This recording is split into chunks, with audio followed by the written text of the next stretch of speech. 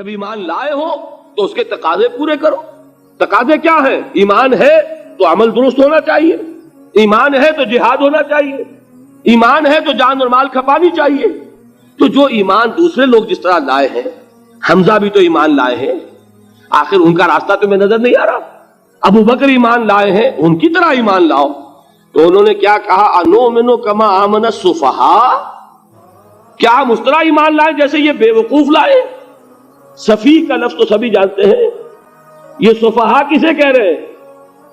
آپ نے پڑھا تو بہت مرتبہ ہوگا ان آیات کو، کبھی سوچا کس کو کہہ رہے ہیں؟ وہ ابو بکر کو کہہ رہے ہیں، وہ حمزہ کو کہہ رہے ہیں، وہ عمر کو کہہ رہے ہیں. انہیں تو کوئی ہوش ہی نہیں. 2 مرتبہ حضرت ابو بکر نے وہ کام کیا ہے کہ ہر ورلڈلی وائز انسان یہ کہے گا کہ حماقت کی ہے، جس کے سامنے دنیا ہے. جب ہجرت کے لیے حضور تشریف لے جا رہے تھے، 40,000 درہم کا سرمایہ تھا جبکہ حضرت ابو بکر ایمان لائے. لیکن اب وہ روپیہ کہاں خرچ ہوا؟ بلال کو خریدا، روپیہ دے کے خریدا یا ویسے خرید لیا؟ آزاد کر دیا. ابو فقی کو خریدا، آزاد کر دیا. 6 ہیں غلام اور کنیزیں محمد رسول اللہ پر ایمان لانے والے، جن کو ابو بکر نے اپنے پیسے سے خریدا اور آزاد کیا.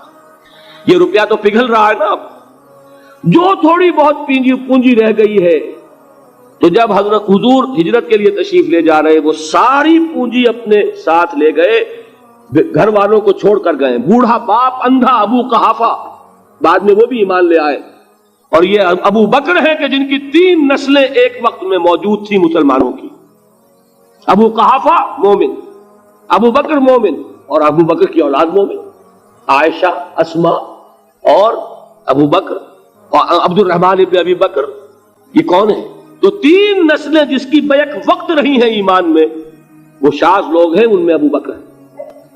لیکن یہ کہ اس وقت تک ابو قحافہ ایمان نہیں لائے تھے، والد نابینا تھے.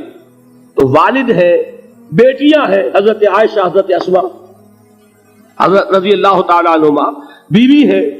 کچھ نہیں چھوڑ کے گئے، ایک پیسہ. جب باپ کو معلوم ہوا بیٹا چلا گیا محمد کے ساتھ صلی اللہ علیہ وسلم، سخت غصے میں ہے، پیچ و تاب میں ہے. اب ہمارا کون والی وارث ہوگا؟ کون ہے ہماری خبرگیری کرنے والا؟ بیٹیوں سے پوتیوں سے اپنے پوچھتے کچھ چھوڑ کے بھی گیا کہ نہیں؟ انہوں نے کہا ہاں ابا جان. کیا کیا انہوں نے؟ کبھی پڑھے ہیں واقعات؟ کچھ کنکر روڑے لیے، ایک کپڑے میں پوٹلی بنائی اور اندھے دادا کا ہاتھ اوپر پھروایا.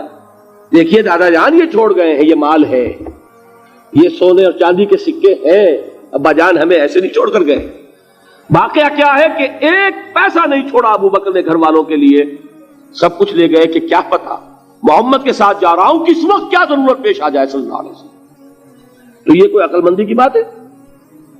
اپنے غریبانوں میں جھانکی آپ یہ عقل مندی کریں گے؟ لیکن یہ کہ اس کو کون ہم میں سے عقل مندی کہے گا؟ اسی طریقے سے جب غزوہ تبوک کا وقت آیا ہے، وہ واقعہ تو بہت مشہور ہے. حضرت عمر فرماتے ہیں کہ اس زمانے میں میرے پاس اتفاقاً پیسہ بہت تھا.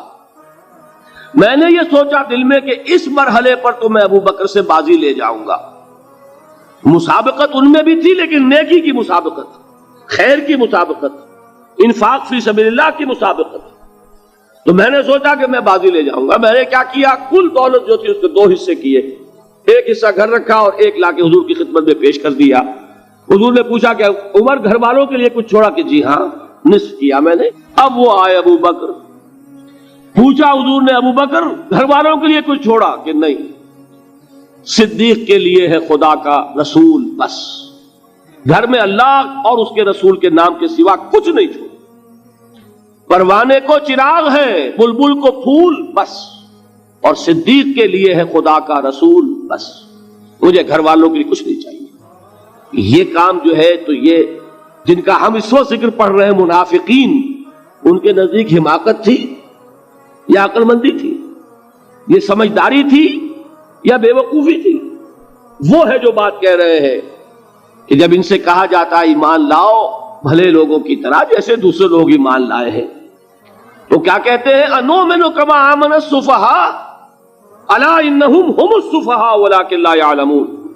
آگاہ ہو جاؤ، اصل احمق یہ ہے، اصل بے وقوف یہ. انہیں نہیں پتا کہ حقیقت کیا ہے، نفع کیا ہے، نقصان کیا ہے.